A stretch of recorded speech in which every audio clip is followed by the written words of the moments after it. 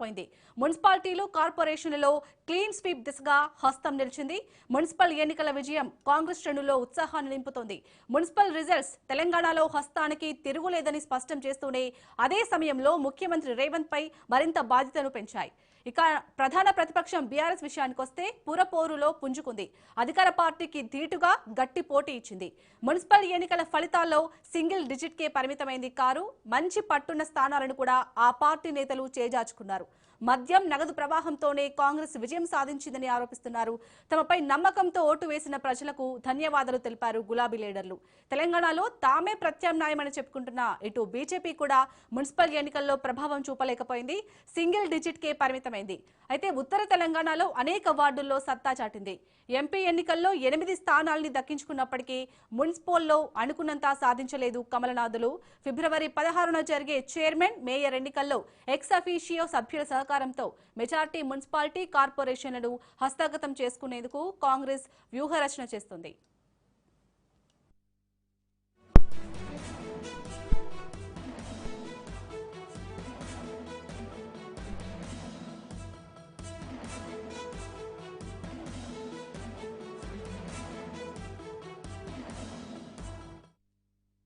ఇక వరంగల్ కి సంబంధించి మున్సిపల్ ఎన్నికల ఫలితాల సరళిని మా ప్రతినిధి చంద్రశేఖర్ అందిస్తారు. చంద్రశేఖర్, వరంగల్ కి సంబంధించి లేటెస్ట్ అప్డేట్స్ ఏంటి?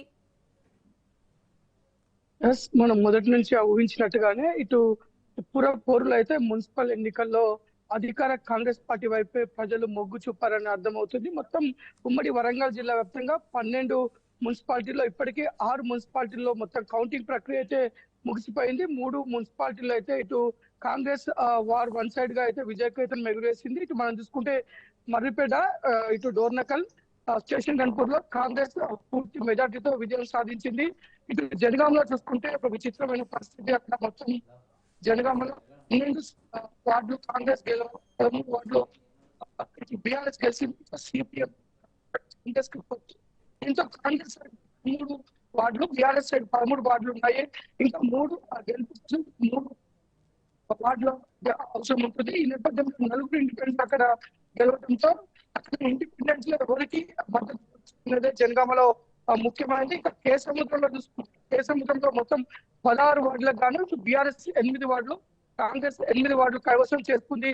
అక్కడ డ్రాకి వెళ్లే అవకాశం ఉన్నట్టుగా మనకు కనపడుతుంది. ఎందుకంటే అక్కడ కాంగ్రెస్ కి ఒక ఎంపీ, ఒక ఎమ్మెల్యే, ఎక్స్ అఫీషియో మెంబర్ల మద్దతు ఉండగా అటు వారికి బీఆర్ఎస్ కూడా 2 ఎమ్మెల్సీల మద్దతు, ఇద్దరికి కూడా ఉంటుంది. ఆ డ్రాలో ఎవరు గెలుపొందుతారో వాళ్ళకే కేసముద్రం మున్సిపాలిటీ కైవసం చేసుకునే అవకాశం ఉంటుంది.